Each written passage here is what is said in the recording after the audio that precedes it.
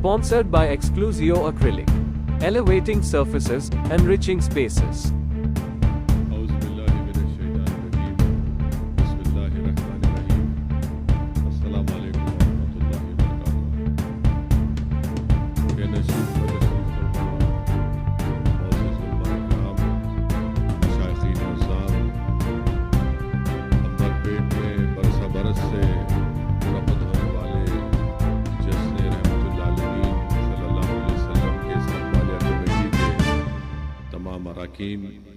मोअज़्ज़िज़ हाज़रीन इकराम,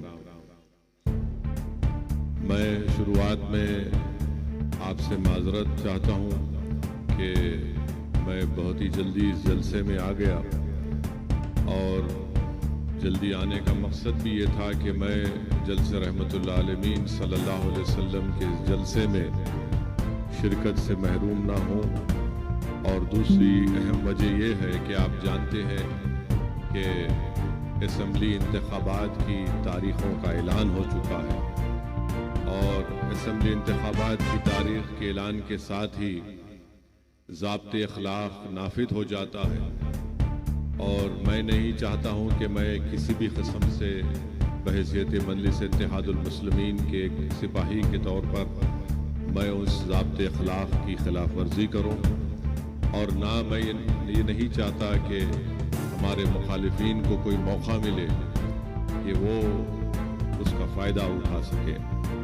इसीलिए इस अज़ीमुश्शान जलसे में मैं यहाँ पर पहले आया हूँ और मुंतज़मीन से मैंने ये गुजारिश की थी कि शुरुआत में भी सबसे पहले मुझे अपनी तकरीर करने का मौका दिया जाए ताकि मैं अपनी बात को आप तमाम के सामने रखूँ मुख्तसर तरीक़े से, और फिर इंशाअल्लाह ताला मैं 10 बजे से पहले, यानी अभी तो 9:10 हुए हैं, जल्द से जल्द अपनी बात को आपके सामने रखकर मैं यहाँ से वापस हो जाऊँगा। और मैं अपनी तकरीर में हरगिज़ ये नहीं कहूँगा कि आप किसको वोट दें, मैं ये भी नहीं कहूँगा कि आप किसको वोट ना दें, क्योंकि ये एक मजहबी जलसा है। मगर आप साहिब समझ हैं, आप लोग यकीनन अपने वोट का इस्तेमाल करेंगे। मैं ज़रूर इतना यह कहूँगा कि अपने वोट का इस्तेमाल करिए, किसी भी उम्मीदवार और पार्टी के हक़ में इस्तेमाल करिए, अच्छे लोगों के हक़ में इस्तेमाल करिए। मेरे अज़ीज़ दोस्तों और बुज़ुर्गों, आज आप और हम इस मुक़द्दस शब में नबी रहमत सल्लल्लाहु अलैहि वसल्लम की विलादत का जश्न मनाने के लिए जमा हुए हैं, जो अल्लाह के रसूल है और इनके जैसा कोई नहीं है। अभी आपने मोअज़्ज़िज़ जामे निज़ामिया के फाजिल आलिम दीन से सुना कि हज़रत ने फरमाया कि रसूल अल्लाह सल्लल्लाहु अलैहि वसल्लम का कोई मिसल नहीं। मेरे अजीज़ दोस्तों और बुज़ुर्गों, मैंने उलमाए कराम के ख़दमों में बैठ कर ये सुना कि रसूल अल्लाह अगर आबिद की बात होगी तो रसूल अल्लाह सल्लल्लाहु अलैहि वसल्लम, अगर इबादत की बात हो गई तो रसूल अल्लाह सल्लल्लाहु अलैहि वसल्लम की तरह कोई आबिद नहीं। अगर ज़ुहद की बात होगी तो रसूल अल्लाह सल्लल्लाहु अलैहि वसल्लम की तरह ज़ाहिद कोई नहीं। अगर शहादत की बात होगी तो रसूल अल्लाह सल्लल्लाहु अलैहि वसल्लम की तरह कोई शाहिद नहीं। अगर बशारत की बात हो गई तो रसूल अल्लाह सल्लल्लाहु अलैहि वसल्लम की तरह कोई बशीर नहीं। अगर शफ़क़त की बात होगी तो रसूल अल्लाह सल्लल्लाहु अलैहि वसल्लम की तरह कोई शफ़ी नहीं। अगर इल्म की बात हो गई तो रसूल अल्लाह सल्लल्लाहु अलैहि वसल्लम की तरह अलीम कोई नहीं। अगर सादिक़ की बात होगी तो रसूल अल्लाह सल्लल्लाहु अलैहि वसल्लम की तरह कोई सादिक़ नहीं। अगर अमानत का मामला होगा तो रसूल अल्लाह सल्लल्लाहु अलैहि वसल्लम की तरह कोई अमीन नहीं। अगर रिसालत की बात हो गई तो रसूल अल्लाह सल्लल्लाहु अलैहि वसल्लम की तरह कोई रसूल नहीं। अगर रसूल अल्लाह सल्लल्लाहु अलैहि वसल्लम की बचपन की बात होगी तो सारी कायनात में किसी का ऐसा बचपन नहीं था जो मोहम्मद मुस्तफ़ा सल्लल्लाहु अलैहि वसल्लम का था। अगर जवानी की बात होगी तो सारी कायनात में ऐसा कोई जवान नहीं था जो मोहम्मद सल्लल्लाहु अलैहि वसल्लम की तरह होगा। अगर हिजरत की बात होगी तो सबसे बेहतरीन महाजिर मोहम्मद मुस्तफ़ा सल्लल्लाहु अलैहि वसल्लम है। अगर घरानों की बात होगी तो सारी कायनात में सुबह क़यामत तक सबसे बड़ा घराना रसूल अल्लाह सल्लल्लाहु अलैहि वसल्लम का है। अगर रसूल अल्लाह सल्लल्लाहु अलैहि वसल्लम की बीवियों की बात हो गई तो अल्लाह कुरान में फरमा रहा है कि आप आम ख़वातीन की तरह नहीं है। अगर रसूल अल्लाह सल्लल्लाहु अलैहि वसल्लम की साहबजादी की बात होगी तो आका ने फरमाया कि मेरी साहबजादी जन्नत की शहजादी होगी। अगर नवासों की बात होगी तो रसूल अल्लाह सल्लल्लाहु अलैहि वसल्लम ने फरमाया कि मेरे नवासे जन्नत के सरदार होंगे।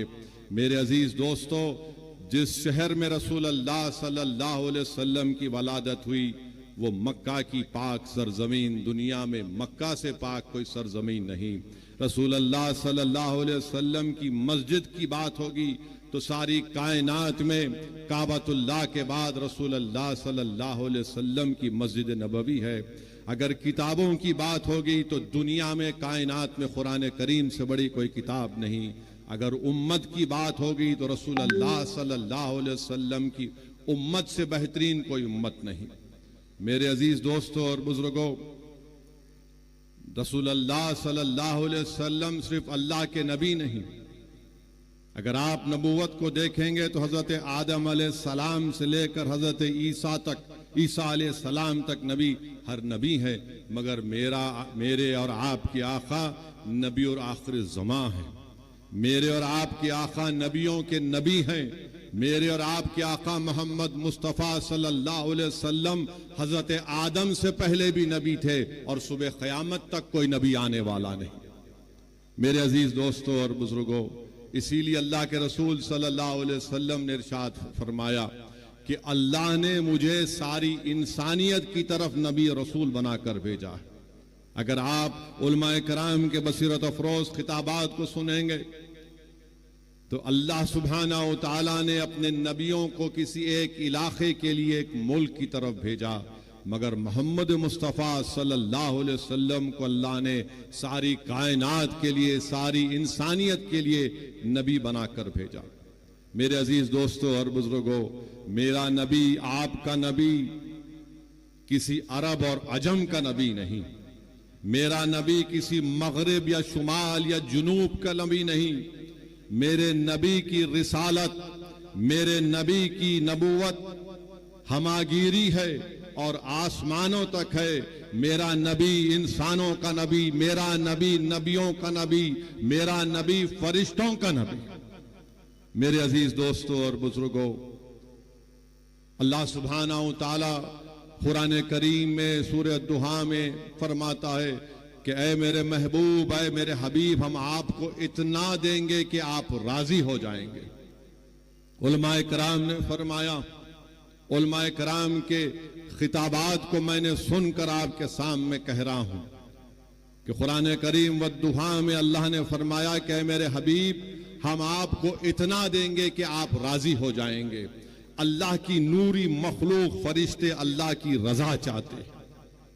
अर्श वाले अल्लाह की रजा चाहते हैं, फर्श वाले अल्लाह की रजा चाहते हैं, सिद्दीक और फारूक अल्लाह की रजा चाहते हैं, उस्मान और अली अल्लाह की रजा चाहते हैं, नबी और रसूल अल्लाह की रजा चाहते हैं, कुतुब और अब्दाल अल्लाह की रजा चाहती हैं, औताद अल्लाह की रजा चाहती हैं। मगर यहां पर कुरान करीम में अल्लाह ने फरमाया, मुफस्सरीन ने तर्जुमा किया कि मेरे महबूब, हम आपको इतना देंगे कि आप राजी हो जाएंगे। तो मालूम हुआ कि अल्लाह रजाए मुस्तफ़ा सल्लल्लाहु अलैहि वसल्लम चाहता है। मेरे अजीज दोस्तों और बुजुर्गों, आप जानते हैं उलमाए कराम ने समझाने के लिए हमको बताया कि वला सौफ यूती का रब्बु का फतरदा, कि ऐ मेरे महबूब, हम आपको इतना देंगे कि आप राजी हो जाएंगे। समझाने के लिए उलमाए कराम ने कहा कि जब हम हज करने जाते तो अरफात के मैदान में रसूल अल्लाह सल्लल्लाहु अलैहि वसल्लम ने कहा, फरमाया, या अल्लाह, मेरी ये ख्वाहिश है कि मेरी उम्मत जब अरफात के मैदान में आए तो ज़हर और असर की नमाज एक साथ पढ़े।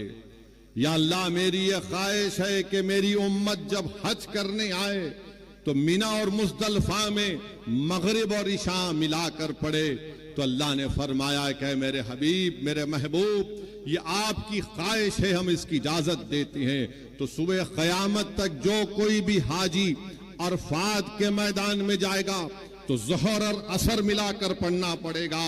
मीना और मुज़दलिफ़ा में रहेगा तो मगरिब और इशा मिलाकर पढ़ना पड़ेगा।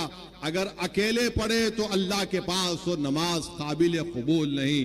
तो उलमा इकराम ने कहा कि अल्लाह ने इसीलिए कुरान करीम में फरमाया कि मेरे हबीब, हम आपको इतना देंगे कि आप राजी हो जाएंगे। कुरान करीम में आया कि अल्लाह सुब्हानहू तआला ने रसूल अल्लाह सल्लल्लाहु अलैहि वसल्लम की ऐन ख्वाहिश के मुताबिक नमाज में है वही नाजिल की गई कि आप अपना किबला मक्के की तरफ करिए। मेरे अजीज दोस्तों और बुजुर्गों, अल्लाह के रसूल उलमा इकराम ने हदीस शरीफ को बयान किया कि अल्लाह के रसूल सल्लल्लाहु, बल्कि ये जो सूरह दुहा की आयात के सिलसिले में इमाम बाखर, इमाम ज़ैनुल आबिदीन रज़ी अल्लाह ताला अन्हो के फर्जन इमाम बाखर ने कहा कि मेरी नजर में कुरान करीम में सबसे उम्मीद अफजा अगर कोई आयत है तो यह है कि जिसमें अल्लाह ने फरमाया कि रे महबूब, हम आपको इतना देंगे कि आप राजी हो जाएंगे।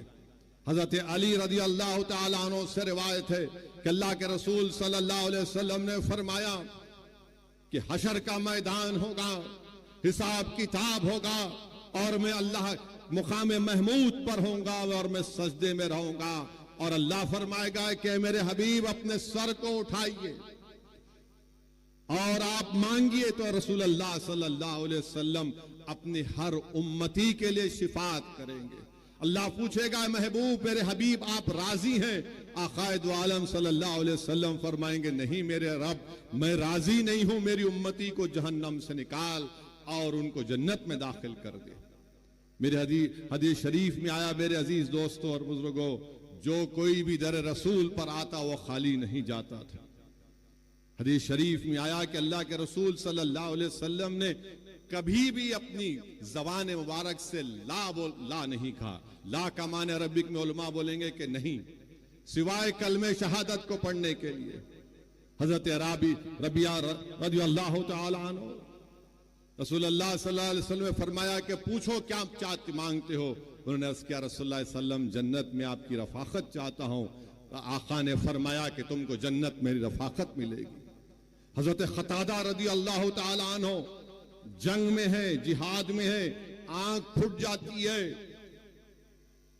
रहमतुल आलमीन सल्लल्लाहु अलैहि वसल्लम के पास आकर कहते, या रसूलल्लाह सल्लल्लाहु अलैहि वसल्लम, मेरी आंख को ठीक कर दीजिए।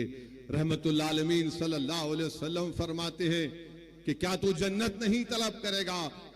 हजरत क़तादा रज़ी अल्लाह तआला अन्हु फरमाते, या रसूलल्लाह, मैंने आंख तलब की है, आप आंख दे दीजिए और आप मुझे भीख में जन्नत को अता कर दीजिए।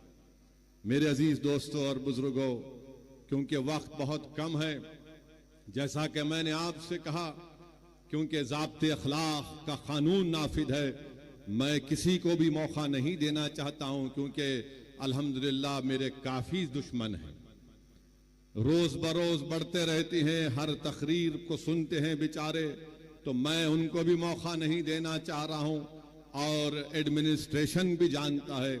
मैं सिर्फ आखिर में आपसे इतना ही कहूंगा, मेरे अजीज दोस्तों और बुजुर्गों, जो कुछ गाजा में हो रहा है, जो कुछ गाजा में हो रहा है, मेरे अजीज दोस्तों और बुजुर्गों, अपने सीनों पर हाथ रखकर सोचो। अपनी औलाद अगर सामने है तो उनको देखकर अपने दिमागों पर जोर डालकर सोचो कि गाजा में खून रेजी हो रही है, गाजा में नस्ल कशी हो रही है, गाजा में मीडिया ने रिपोर्ट किया कि 6 दिन के अंदर 6000 बॉम्ब ज़ायनिस्ट ताकतें बरसाई हैं। इजराइल गाजा में एक छोटी सी जगह है, गाजा 20-21 लाख की, 6 दिन में 6000 बॉम्ब गाजा पर गिराए गए हैं। और वही जब आइसिस से मुकाबला कर रहे थे पूरे ममालिक, ये पूरा आइसिस कोलिशन के नाम से था, तो वो लोग एक महीने में 2500 बम आईसिस पर गिराए थे और गाजा में 6 दिन में 6000 बम गिराए गए। आप अंदाजा लगाओ, अगर यहां पर कोई 10 मिनट तक सिर्फ पटाखे फोड़ना शुरू कर देगा तो आप 2-3 मिनट के बाद बोलेंगे कि भाई बड़ी बेचैनी हो रही है, बस करो। सोचो थोड़ी देर के लिए कि 6 दिन में 6000 बम ये जालिम इस्राएली हुकूमत गाजा पर बरसाती है। 6 दिन में 21 लाख की आबादी है, 10 लाख लोग बेघर हो चुके हैं, 10 लाख लोग बेघर हो चुके हैं। और वो जालिम हुकूमत कह रही है कि तुम अब नॉर्थ गाजा से साउथ गाजा की तरफ चले जाओ। लोग बसों में जा रहे थे तो कल बसों पर बम डाल दिया गया। आज मालूम हुआ, अखबारात और मीडिया कहता है कि गाजा में 1537 फलस्तीनियों की जानें चली गई, जिसमें 500 बच्चे थे, 275 खवातीन हैं, 6612 जख्मी हैं। ये सिर्फ 6 दिन की बात कर रहा हूं मैं आपसे। और ये दुनिया जो बड़ी ह्यूमन राइट्स की बात करती है, ये दुनिया जो बड़े फंडामेंटल राइट्स की बात करती है, हुकूक की बात करती है, आज ये बड़े बड़े मुमालिक आज खामोश बैठे हैं, गूंगे हो चुके हैं, अंधे बन चुके हैं, बहरे बन चुके हैं कि जिस सरजमीन के पास कुछ नहीं है, आज आपने वहां पर 6 दिन में 6000 बम बरसाए, 1537 लोगों की जानें चली गई, 500 मासूम बच्चे, 275 खवातीन की मौत और 6612 लोग जख्मी हैं।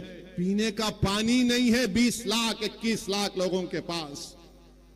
अगर आपके पास 2 दिन पानी खराब आया तो आप 25 फोन करते अपने सियासी नुमाइंदों को, मंजलिस के जिम्मेदारों को कि आके देखो जरा पानी पी के बताओ। वहां पीने को पानी नहीं है मेरे भाई, खाने को खाना नहीं है गाजा के लोगों के पास, अस्पताल में दवाएं खत्म हो चुकी हैं, ऑक्सीजन तो दूर की बात। और ये जालिम, ये ज़ायनिस्ट लोग कहती हैं गाजा के लोगों से कि तुम नॉर्थ गाजा से निकलकर साउथ गाजा में चले जाओ। पूरी बिल्डिंगें बर्बाद, बेघर हो चुके हैं। हम नजारे देख रहे हैं कि 10-11 साल का बच्चा जख्मी है, बाप जख्मी है, बजाय बाप अपने बेटे को हिम्मत दिलाए 12 साल का बच्चा कह रहा है कि अब्बा रोना बंद करो, मैं अच्छा हूं। बिल्डिंग गिरी हुई है, बिल्डिंग के मलबे से लाशें निकल रही हैं, मासूम बच्चों को निकाला जा रहा है, मगर दुनिया खामोश है। दुनिया खामोश है जो बड़ी बड़ी बातें करते हैं ये दौलतमंद ममालिक, क्योंकि मरने वाला फलस्तीनी है। यकीनन जो तशद्दुद होगा, वायलेंस होगा, हम कंडेम करते हैं उसको, चाहे कोई भी करो, वायलेंस रास्ता नहीं है। मगर ये बताओ ये कौन से वायलेंस है? ये तो नस्ल कशी है, ये तो आप उनको खत्म कर रहे हैं, आप उनको बिल्कुल खत्म, सफ़े हस्ती से मिटाना चाहते हैं, जिसको अंग्रेजी में कहते हैं एथनिक क्लेंसिंग हो रहा है फलस्तीनियों का। आप, मैं बताना चाहूंगा आपको कि 2016 साल से गाजा में महासिरा है, 16 साल से। कोई बाहर जाना है तो उसको परमिशन, कोई अंदर आना है तो उसको इजाजत लेना पड़ता है। आपने देखा ना कोविड में क्या हुआ था, कोविड में क्या हुआ था कि कोविड में बगैर पास के नहीं कोई नहीं निकल सकता था। 16 साल से फलस्तीनियों को उस तरह का बर्ताव किया जा रहा है। पीने का पानी नहीं है, लाइट उनकी बंद कर दी गई क्योंकि इजराइल के पास से बिजली आती है। 16 साल से महासरे में है। अरे समंदर है, मच्छी नहीं पकड़ने देते ये ज़ायनिस्ट लोग। और उस 21 लाख में 50% आबादी 18 साल की, 20 साल के नौजवानों की है। और आपको जानकर तकलीफ होगी कि 2008 से 407 फलस्तीनियों को ये ज़ायनिस्ट लोग मार दिए, जिसमें से 18 साल के कम उम्र 1437 बच्चे थे। और अब इजराइल एक फास्फोरस चीज आती उसका बम गिरा रहा है, यानी जब वो गिरता है तो बिल्डिंग को पिघला देता है, अगर जिस्म पर गिरता है तो चमड़ी से हड्डी को गला देता है। यह जुल्म गाजा के लोगों पर किया जा रहा है। और अमेरिका, बरतानिया, ये यूरोप, ये फ्रांस जब बड़ी बड़ी बातें करते हैं, आज गूंगे बनकर बैठे हैं कि मासूम लोगों को, अरे 80 साल से लड़ रहे हैं अपनी फलस्तीन और मस्जिद अक्सा और बैतुल मुक़द्दस के लिए। मेरे अजीज दोस्तों और बुजुर्गों, ये बात कहना जरूरी था। इसलिए जरूरी है कि अगर गाजा का नाम आए, फलस्तीन का नाम आए, मस्जिद अक्सा का नाम आए, बैतुल मुक़द्दस का नाम आए, और तुम्हारे और हमारे दिलों में हरारत ईमानी पैदा नहीं हुए, तो फिर तुम इंसान कहलाने के लायक नहीं हो। अगर हम इनकी मदद नहीं कर सकते, हम दूर हैं, मगर जज्बात से कर सकते हैं और करना चाहिए। अगर जज्बात भी नहीं है तो मुस्लिम शरीफ की हदीस है कि आका ने फरमाया कि तुम मुनाफिक हो। अल्लाह के रसूल सल्लल्लाहु अलैहि वसल्लम ने फरमाया कि तुम मुनाफिक हो। वो अंबियाओं की बैशत की सरजमीन है। हजरत दाऊद अलैहिस्सलाम, सुलेमान और ईसा अलैहिस्सलाम की बैशत की सरजमीन है। हजरत इब्राहिम अलैहिस्सलाम की खबर, हजरत मूसा अलैहिस्सलाम की खबर वहां पर है। मेरे अजीज दोस्तों और बुजुर्गों, काबतुल्लाह को तूफान नूह के बाद अल्लाह के हुक्म पर हजरत इब्राहिम अलैहिस्सलाम ने काबतुल्लाह को बनाया, और 40 साल के बाद अल्लाह के हुक्म के बाद मस्जिद अक्सा को हजरत सुलेमान अलैहिस्सलाम ने बनाया। और दुनिया को हम बताना पड़ेगा कि हमारा रिश्ता फलस्तीन से, गाजा से, मस्जिद अक्सा से, बैतुल मुक़द्दस से क्या है। जब तक कुरान में वो आयात है कि असरा बे अब्दिही, जब तक कुरान में ये सूरा रहेगा, सुबह क़यामत तक हमारा रिश्ता फलस्तीन और गाजा से रहेगा। मेरे अजीज दोस्तों और बुजुर्गों, आपने हदीस शरीफ सुनी कि रसूल अल्लाह सल्लल्लाहु अलैहि वसल्लम से एक सहाबी रसूल ने पूछा, या रसूल अल्लाह सल्लल्लाहु अलैहि वसल्लम, क्या हशर के मैदान में हम आपको पाएंगे? अल्लाह के रसूल सल्लल्लाहु अलैहि वसल्लम ने फरमाया कि हाँ, तुम मुझे हशर के मैदान में पाओगे। कहां होगा हशर का मैदान? इसी सरजमीन पर हशर का मैदान होगा, इसी फलस्तीन पर हशर का मैदान होगा। फिर आका से पूछा गया सल्लल्लाहु अलैहि वसल्लम से कि दूसरी जगह कहां पर हम आपको पाएंगे? रसूल अल्लाह सल्लल्लाहु अलैहि वसल्लम ने फरमाया कि मैं आबे कौसर पर रहूंगा, मेरी उम्मत प्यासी होगी, मैं मेरी उम्मत की प्यास को बुझाऊंगा। कहां होगा हौज़े कौसर? इसी फलस्तीन से लेकर मदीने तक अहादीस में आया। उलमाए किराम बैठे हैं, पूछ लो आप। मेरे अजीज दोस्तों और बुजुर्गों, ये वो मुबारक सरजमीन है कि कुरान में लफ्ज बारक ना 5 मरतबा आया तो अल खुद है वो। चाहे सूरह असरा हो, सूरह जितने भी 4-5 सूरों में जिक्र आया, 5 जगह पर लफ्ज बारकना का मतलब खुद।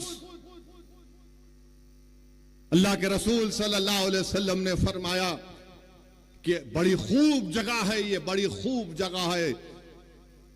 तो सहाबा ने पूछा रसूलुल्लाह सल्लल्लाहु अलैहि वसल्लम क्यों? तो रसूलुल्लाह सल्लल्लाहु अलैहि वसल्लम फरमाया कि यहां पर फरिश्ते अपने पर बिछा कर बैठते हैं, यहां पर फरिश्ते अपने पर बिछा कर बैठते हैं। रसूलुल्लाह सल्लल्लाहु अलैहि वसल्लम ने फरमाया कि मीजान लगेगा, यह हिसाब किताब की जगह है। मेरे अजीज दोस्तों और बुजुर्गों, इमाम अहमद ने यह हदीस शरीफ लिखी अपने मसनद में कि अल्लाह के रसूल सल्लल्लाहु अलैहि वसल्लम ने फरमाया कि मेरी उम्मत में ग्रोह रहेगा जो सुबह क़यामत तक हक की तरफदारी करेगा, जो सुबह क़यामत तक हक की तरफदारी करेगा, बातिल ताकतों से मुकाबला करता रहेगा।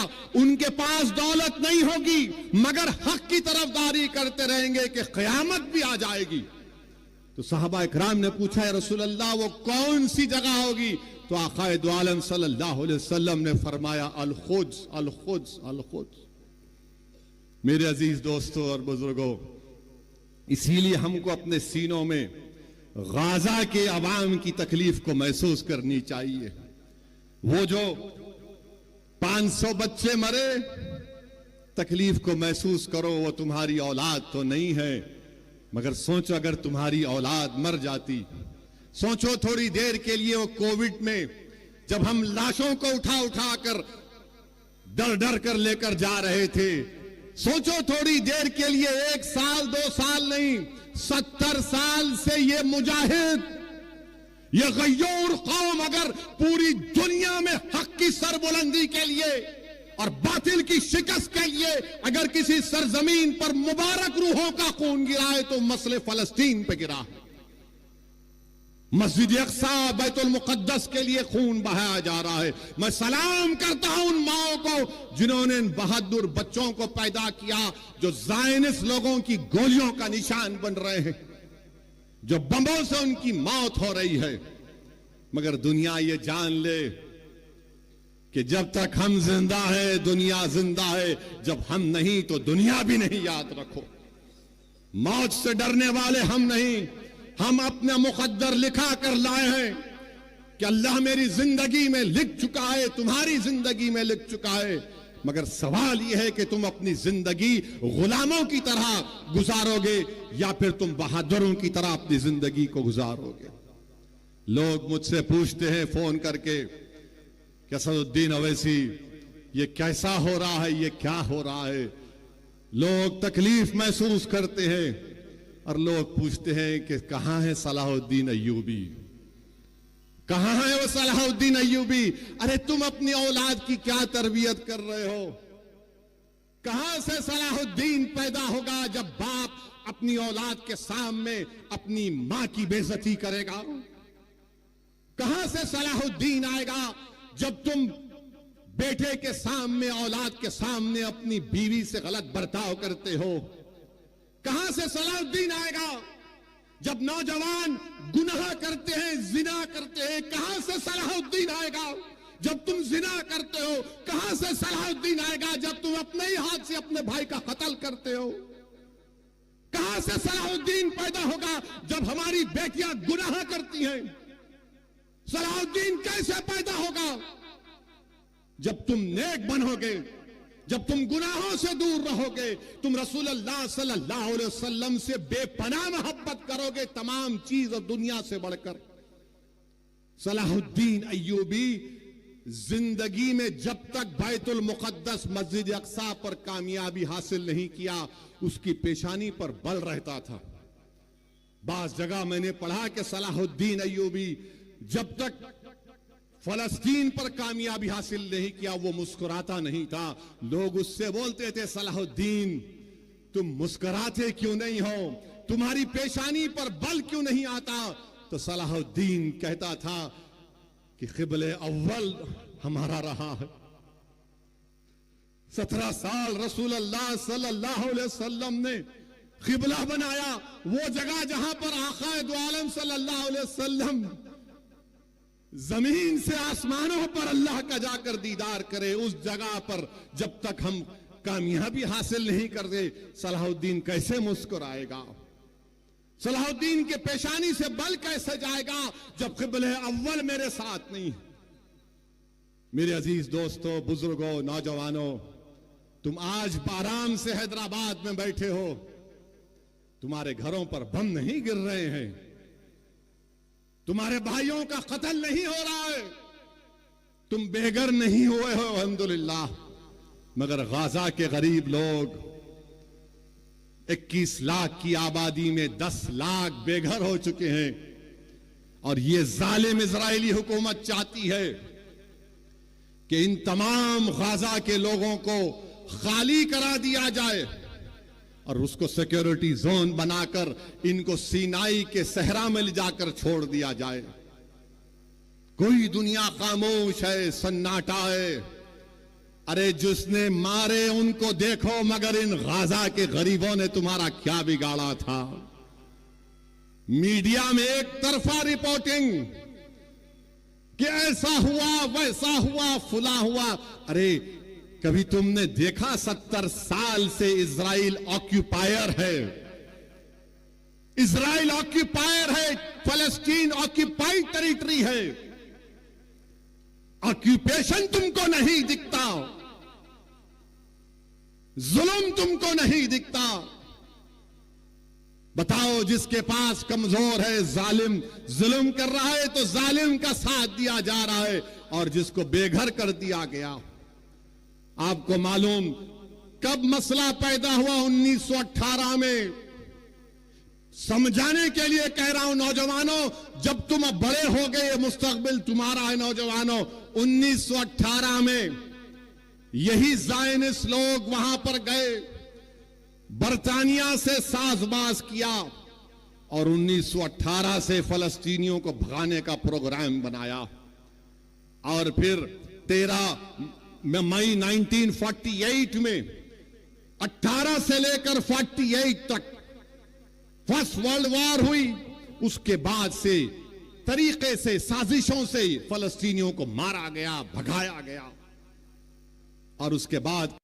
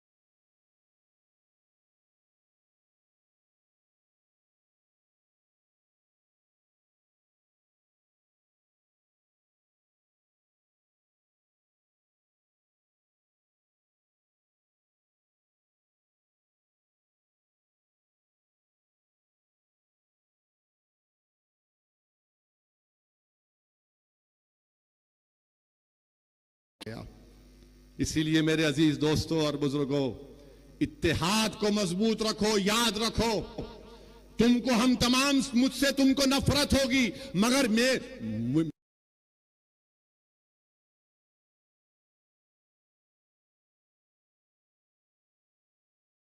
मेरी और तुम्हारी ख्वाहिशों से ज्यादा और अहमियत का काम इत्तेहाद। असदुद्दीन ओवैसी यकीनन कमजोर है,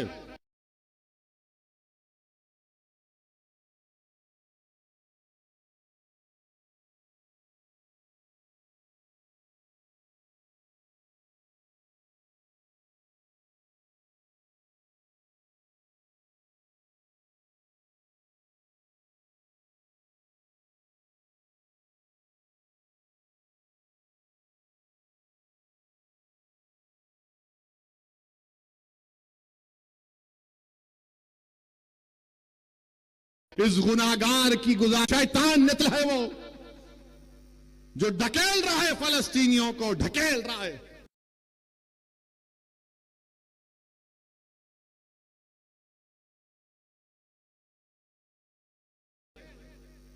कि घरों को बर्बाद, 6000 बम गिराए गए,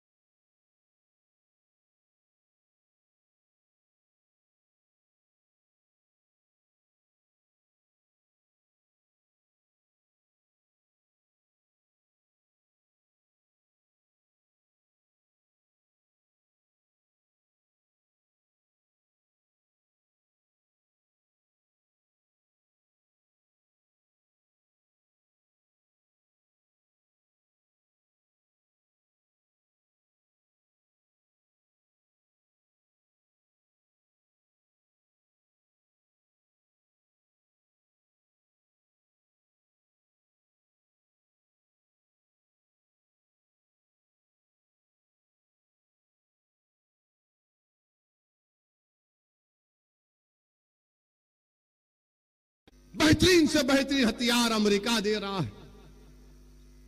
अरे आप इन पर हथियार बरसा रहे। मेरे अजीज दोस्त,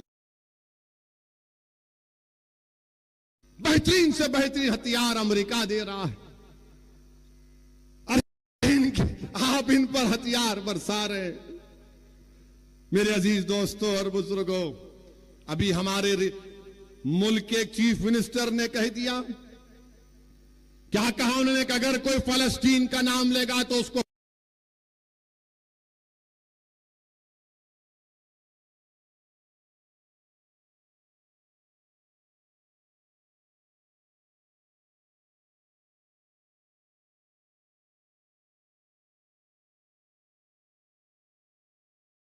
बुक कर दो। सुनो मुख्यमंत्री, मैं तिरंगे के साथ लगा के आया हूं। मैं फलस्तीन के लिए खड़ा हूं और खड़ा रहूंगा इंशाअल्लाह ताला। फलस्तीन सिर्फ मुसलमानों का अरबों का मसला नहीं, फलस्तीन इंसानियत का मसला। मोहम्मद मुस्तफा सल्लल्लाहु अलैहि वसल्लम का वास्ता, तो इन गाजा के लोगों की हिफाजत फरमा दे। अल्लाह, हम तुझसे तेरे हबीब का वास्ता देकर भीख मांगते हैं, या अल्लाह इनकी जानों और माल की हिफाजत फरमा।